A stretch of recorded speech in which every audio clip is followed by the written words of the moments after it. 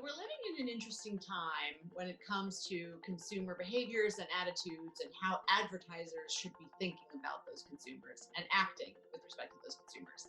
So Forrester would say we're right in the middle of what we call the age of the customer, which essentially means we have a very empowered, some might say entitled customer base that have a set of expectations about how brands will interact with them, but they also have a set of expectations about how they themselves can feel in control and feel participatory as part of the experience. So you see that playing out in some interesting ways. I think that in the advertising ecosystem specifically, we have had a tendency in the last 25 years to really overcorrect for a reliance on data and technology as the answer, and have sort of forgotten about the fact that there are consumers on the other side of the screen, and that advertising has value not just for us as brands, or certainly the ad tech ecosystem, but for publishers who need ad revenue to build the content that consumers want to consume, often free or subsidized, and for consumers themselves who can use advertising to learn, laugh, and buy.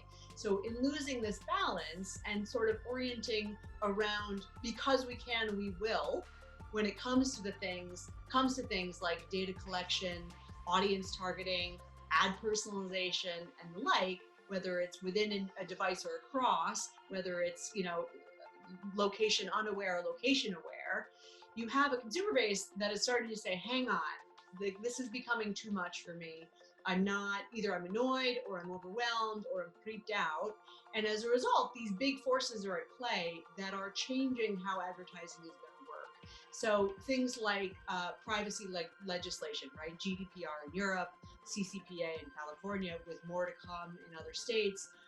The deprecation of data that comes from the ultimate kind of death of the third-party cookie, which also is on the horizon as more and more browsers either turn it off by default or come out and simply say, we're going to get rid of this thing.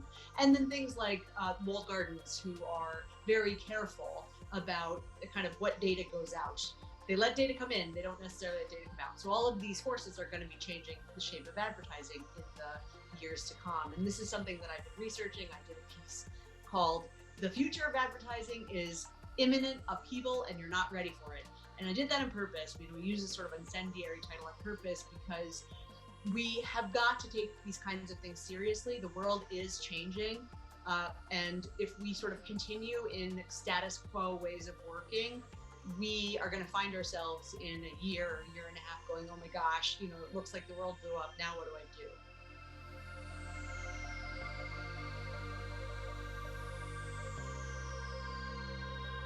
When it comes to kind of data access and data strategies that we hope that brands will start to really embrace and internalize, and then I would say systematize, we want them to think in terms of a couple of things. One, in kind of philosophical terms, would be the depth of the relationship that a brand has with a consumer. So if you have no relationship with that consumer, what gives you the right to think that you could serve them something super duper personalized just because you gathered a bunch of third-party data or licensed a bunch of third-party data about them? You wouldn't do that between two human beings, and yet we've sort of fallen into this trap of thinking, again, I've got data and tech available, so I'm just going to go ahead and do the thing.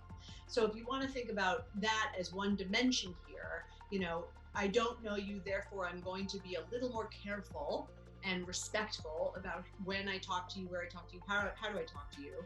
The more I know you and the more you give me signals, the more likely I am to be able to do something that's going to be useful to you and valuable to you. And when we have a deep relationship that we've developed over time, I, as a consumer, will likely have an expectation that you're going to act as though you know me and you understand me and that you recognize that we have this deep relationship. And so, there's this dimension of the relationship itself. That's sort of one thing to think about. And then another is kind of how you unpack that into really practical terms, which is this thing called first-party data, second-party data, and third-party data, right? So let's start with first-party data. We've been talking about first-party data being gold for a while now, but in this world that we're talking about where, privacy regulation exists, where the third-party cookie is deprecated, and where these giant media companies are sort of closing down their walls, first party data, which essentially is the brand's data about that consumer, the sort of more direct relationship between brand and consumer, becomes more important than ever. And so we anticipate that brands will be working hard to kind of shore up their first party data efforts. But what we are recommending is that they don't simply start stalking people around the internet, trying to gather data on them, but finding ways to create valuable experiences for consumers where a consumer feels as though the value exchange is more obvious. You're giving me something fun or interesting. You're helping me understand why you might want some more of my data, both in exchange for this thing that I'm doing with you and because of sort of future opportunity that it can create to give you, the consumer, value. But recognize that first-party data still is relatively scarce, right? So start with first-party data, cool. But then underneath that, this thing called second-party data, we also expect is going to become more popularized. I can't sort of think of a better way to describe it because the opportunity has been there for a long time, but I don't think it's necessarily sort of taken off. And yet in this world of less data availability, the second-party data opportunity becomes much more material. So what do I mean by second-party data? Basically, we're talking about the data that comes from another first party. So if you are a brand and you work with another brand, for example, who has its own first party data, that second brand becomes a second party to you. So if you create a relationship with one another, you are second parties to each other, providers of second party data. Similarly, a publisher who has relationships with its consumers can be a great source of second party data to a brand. So we're imagining in this world that publishers actually have some real opportunity if they can shore up and deepen those relationships with their consumers and their customers. They then have a really valuable asset that they can in turn use in their relationship with brands down the line. Because third-party data, especially this cookie-based third-party data, the sort of swirl of kind of clickstream and site visitation and cross-site visitation and the like, all this stuff that we've been building kind of in an unfettered way and kind of a murky and unclear way over the last, especially I'd say 10 to 15 years. That stuff doesn't have such a place in this world where data regulation is much more stringent, and of course when the cookie crumbles, the cookie is a mechanism by which a lot of this stuff can happen. So third-party data, when it comes from a sort of reliable source where the provenance is more clear, maybe it's grounded in offline data, I think there's still a place for that stuff. But this ephemeral, behavioral, cookie-based third-party data that we spend a ton of money on right now just simply is not going to be what it is today. So brands, as I said, really need to think about things like first-party data and second-party data. So this notion of the gated community, what I mean by that really is how can a brand kind of build an ecosystem for itself where it has a select group of partners, media companies, walled gardens, that they can transact with in ways that are more controlled, more curated, more closed off from the outside world, more managed, more selective.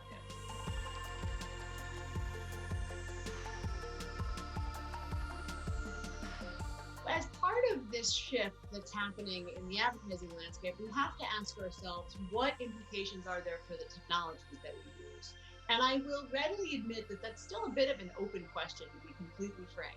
If you think about the kind of componentry that advertisers are using right now, they're using things like ad servers, like buying platforms, like exchange relationships, verification tools, DMPs, audience data providers, measurement solutions. They have all of this stuff that they have sort of often cobbled together to try and kind of manage their modern, especially digital advertising.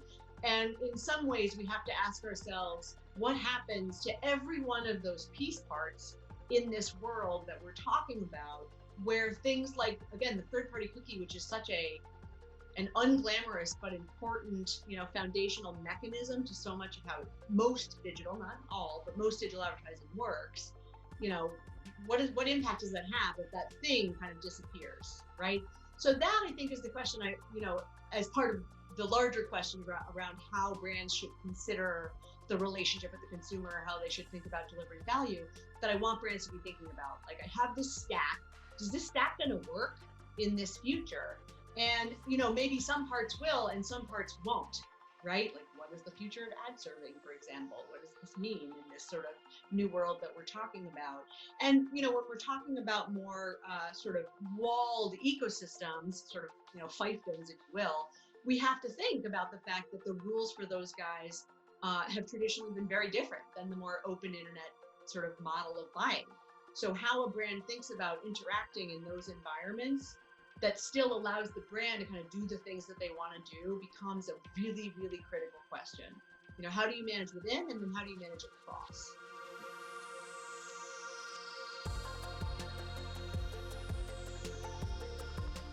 So when we think about a modern marketing technology stack, and maybe putting a more fine point on it, an advertising technology stack, because we're talking about these massive changes in the media ecosystem, the advertising ecosystem,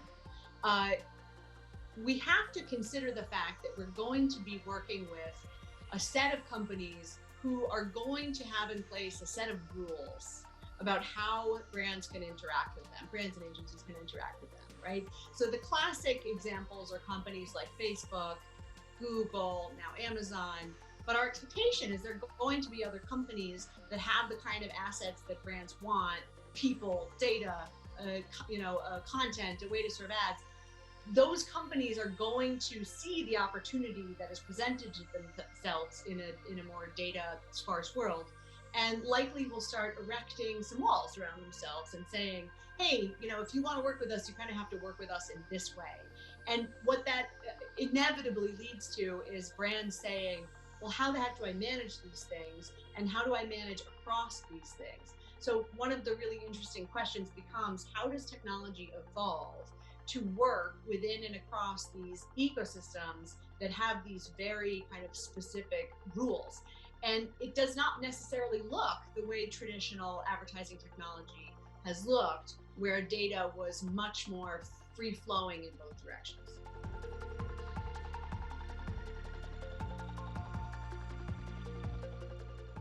So there's a very interesting question when we talk about data deprecation broadly. We have to ask ourselves again, what are all of the sort of parts of the process that are implicated by that set of changes? And as I talked about, things like data collection and audience building and segmentation and personalization are all a big part of this story. But this, the thing called measurement, which is sort of like data that comes out and what you do with it, is also a big part of this story. And so I think what we're trying to figure out now is, in a world where the third-party cookie doesn't exist, and in a world where these media companies that have the assets that brands really need and want access to, a consumer base, lots and lots of interesting data about those consumers, content to be able to serve ads to those consumers, and distribution mechanisms to be able to actually put those ads in front of people, the things that these big media companies have. What level of data are they going to have available to them from these companies to be able to do the kinds of stuff that they want to do quickly and intelligently? Because I think what we can agree on is that, being nimble, being dynamic, and being responsive are incredibly important. But the kinds of data that are going to be available to folks, it may look different. It may not be the kind of sort of classic log level data that they're sort of used to getting, that they feed into an MTA platform and they get their sort of perfect path analysis. That may just not be realistic anymore. So I think it's really about being adaptive. And what I want brands to think about is, well, what do I want to do? Like, why do I care about this data? What do I think I want to do with this data? And then use that to kind of reverse engineer what kind of solution they want to build.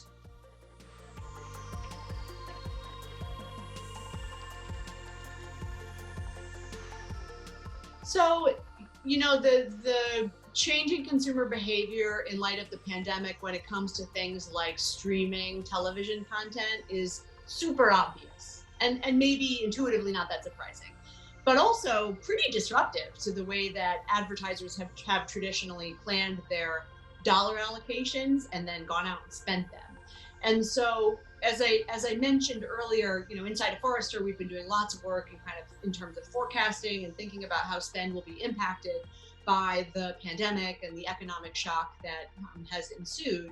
And certainly we expect that more traditional channels will suffer more heavily than will digital channels. Television spared slightly from that, but not entirely. And so what becomes more important than ever is that brands can be nimble about how they are spending their dollars.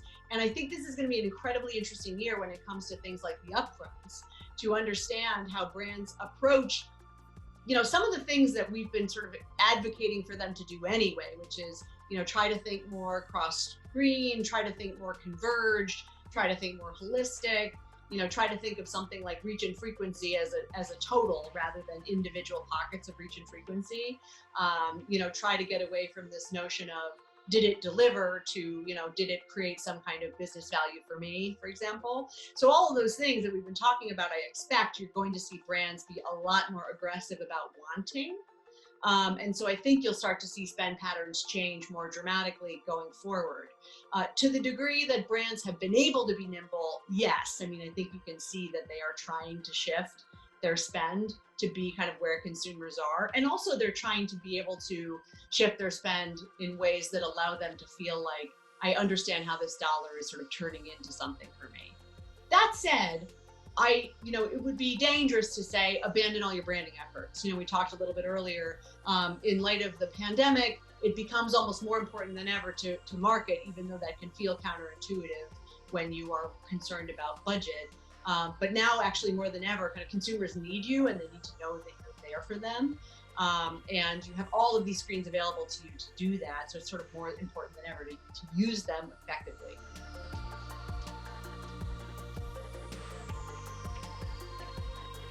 So this question of what modern planning should look like is one that I'm thinking about a ton these days. And I will be totally honest and say, I don't have a perfect answer for that yet, but it's something I do want to tackle in research because I sort of know how I grew up as a digital media planner and buyer.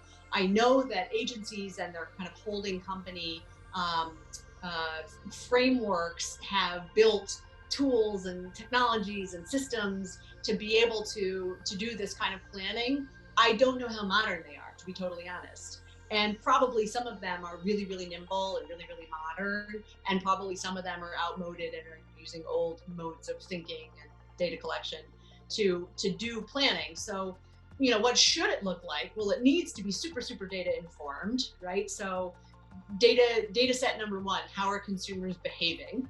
Where are they spending their time from a media standpoint, where media becomes so much more complex of a question than it's ever been. When you have all of these platforms and environments that you need to be considering, so kind of where are they spending their time? What do they care about? Like, how do modern consumers think about relationships with brands? How do they make decisions when it comes to, product purchases or service purchases or aligning with a brand? How do you think about past performance? Like, how do you take not just once a year top-down information, but try and find ways to have more unified measurement, top-down, bottoms-up, to be able to have a more clear picture on how things are working together, right? Like, all of these things are part of what modern planning needs to look like, but I haven't totally wrapped my head around how you turn that into a modern system yet.